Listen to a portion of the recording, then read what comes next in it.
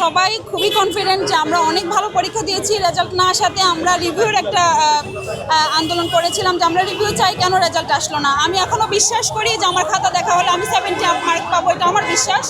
আসলে এক একজন বিচারপতি খাতা দেখেন তো ওনারা হয়তো আশা করেন আমরা আরও অনেক ভালো লিখবো।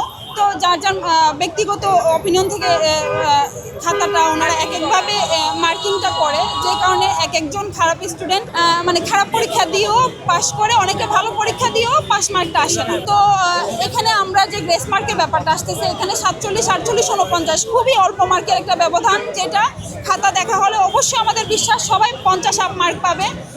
আমার দিকেও আমি জানি, যেমন খাতা দেখা হলে আমার বিশ্বাস আমি অনেক ভালো মার্ক পাবো। দ্যাটস ওয়াই আমরা রিভিউ করতে চেয়েছি এবং রিভিউর সুযোগ পেয়েছি এবং আমাদের একটা রেজাল্ট পাবলিশ হয়েছে, আমরা খুবই খুশি ছিলাম আলহামদুলিল্লাহ।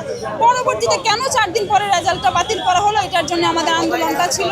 আমার রিসিপ্ট কপি হাতে নিয়েছি, আমি আর বরিশাল ব্যাক করিনি। এই ভাইভা পরীক্ষা দেওয়ার জন্য আমি বাসা থেকে প্রিপারেশন নিয়েছি, কিন্তু আজকে আমাদের সাথে আমাদের অভিভাবকরা যে আচরণ করেছেন, সে আচরণে আমি আশাহত হয়েছি এবং মনে অনেক কষ্ট পেয়েছি যে আমাদের অভিভাবক যারা, তারা আমাদের জন্য একটা চেয়ারের ব্যবস্থা করেননি, যে আমরা নিচে একটু বসবো, একটু রেস্ট করব, একটু নামাজ পড়বো, মুখের ভাষা কি ব্যবহার করবো বা কি বলবো সেটা আমি হারিয়ে ফেলেছি। আমি ভীষণ কষ্ট পেয়েছি এবং আমি আরও দেখেছি যারা রিভিউ আন্দোলন করেছিলেন তাদেরকে ওনারা কোনো রকম একটা রুম দেননি বসতে, ওনাদেরকে আশ্বস্ত করেননি, ওনাদেরকে ডাকেন যে তোমরা আন্দোলন করেছো এক পাশে আসো। আজকে যারা ভাইবা দিয়েছে তারা ভাইবা দিয়ে এটা যাক।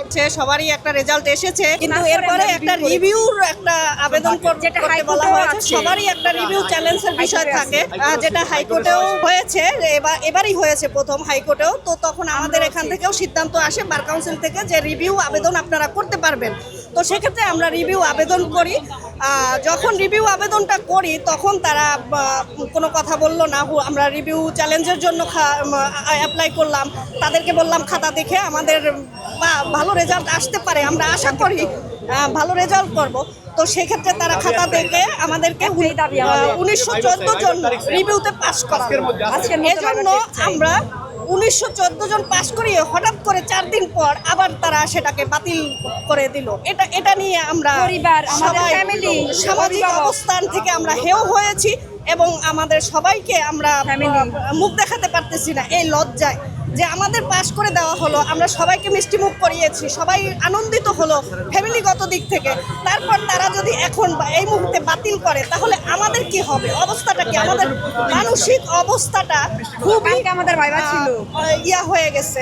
এখন আমাদের কালকে ভাইবা ছিল, হঠাৎ করে আমরা এই নোটিশ পেয়ে চলে আসলাম বার কাউন্সিলে, তাই আমরা এখানে অসুস্থ হয়ে রিভিউ করে